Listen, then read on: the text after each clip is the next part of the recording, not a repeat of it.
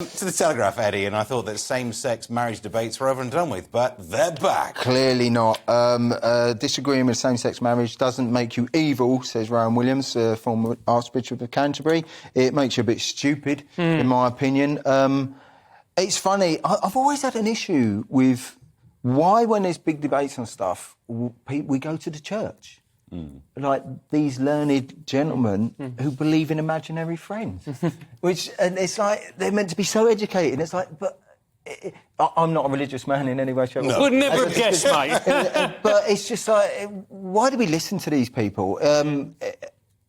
Surely love is more important than anything else. If people love each other, it doesn't matter how many it manifests itself, surely. But in this, he's doing a wreath lecture, so I suppose... No. Yeah. You're right, I suppose, why would you ask a former Archbishop to do it? But for whatever reason, that's, a prominent figure doing a wreath lecture.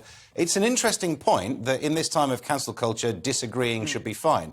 But what a weird example to pick. Well, I mean, look, if you are a religious person, if you're a religious Christian, if you're a religious Muslim or Jew, or whatever it may be, you're not going to agree with same-sex marriage if you follow your holy book. I mean, that's just the way it is. And the reality is, I don't agree with it, but you should be allowed to say it. You should be allowed to say it. If that is your sincerely held belief, then that is fine.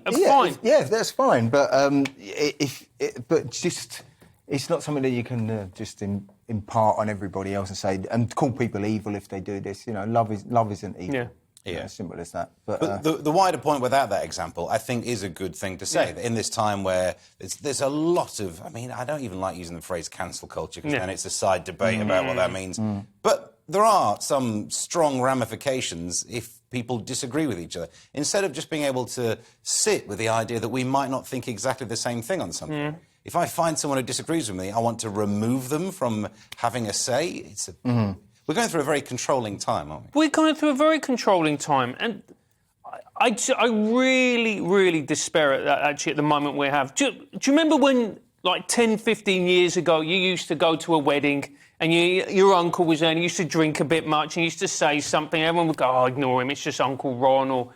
Why can we not just allow people to be wrong? Why can't we just allow people to be wrong? Or to just disagree? Yeah. My problem, one of my biggest problems with this is how, and this will throw some petrol on the fire, anyone who is gay and can still go to the church and believe in the practices of the Bible. That just is... I just struggle with that concept to start with. So this, to me, is... that to be a concept that those people might be wrong, but you don't try and cancel them? Yeah. Or do you? I don't know. I don't know. I just struggle with the whole thing. Anyone who's... how anyone can believe in a book that says that how they feel towards someone else is evil. Why would you believe in that? Why would you believe in that? You hear all the Christians and Muslims and the Jews switching off, mate. No, but it just. I'm not saying it. I'm not saying they're not wrong. I mean, when my day comes, all of a sudden the door might open. I go, oh yeah, sorry, you were right. Yeah. Sorry. Imagine if you find out at the end of all that it was Scientology you got it. Yeah. Right. Oh, mate, don't.